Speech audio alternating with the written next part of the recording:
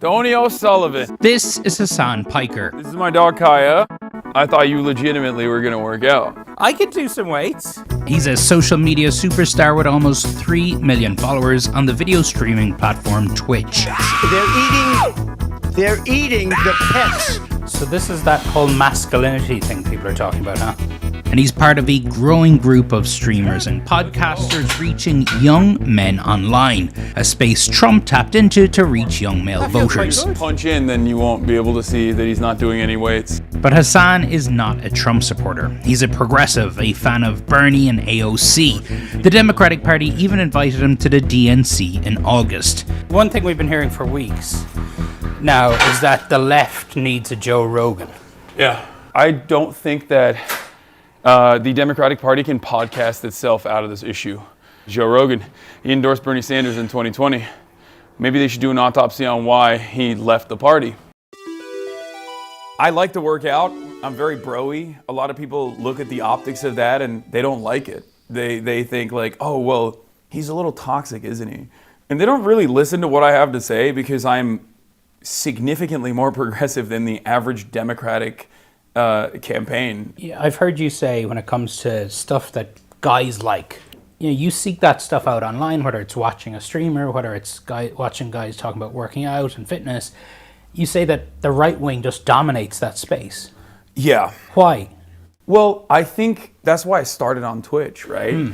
I know for a fact that the video game space is like people who consume this culture, people who are a part of this culture are not all right wing. I wanted to showcase to people that like, no, you can be a progressive person, you can be a leftist and like have fun at the same time. How many people were watching your live stream on election night? The total unique number was 7.5 million. There's a general sense that when it comes to the world of podcasts, alternative media, I don't even know what you want to call it, that Trump did a much better job with that than Democrats and Harris. Absolutely. I think that's true. I was a naysayer early. When I saw the Aiden Ross collab, I thought this doesn't have motion. So this is Trump with Aiden Ross. When Trump went on Aiden Ross's stream, I was like, it was awkward. It was weird. But then I saw Trump on Theo Vaughn, and he started talking about cocaine, and I was like, uh-oh, this humanizes him. Cocaine is stronger up? Yeah. Cocaine So you're way up with cocaine more than anything else you can think of. Cocaine will turn you into a damn owl, homie. You know what I'm saying? Yeah. Harris did consider going on Joe Rogan. Yeah. But she didn't. So that was a mistake as well, I think, because Joe Rogan can't deliver adversarial interviews if his life depended on it. What is it that the Democrat Party has to do differently?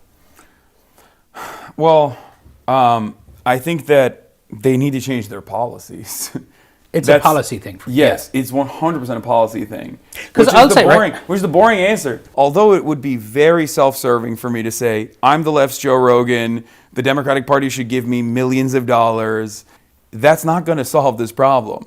What will solve this problem is if the Democratic Party actually adopts real left-wing economic populist messaging instead of purposefully avoiding that stuff because they're terrified of upsetting their corporate donors. I think Trump speaks to male insecurities better, and I think Trump speaks to the anger that people have, whereas the other side of the political spectrum does not speak to that anger at all. There's been a lot of controversy around you. Yes. The way you talk about Israel is viewed by some as anti-Semitic. Yeah. Are you anti-Semitic? Of course not.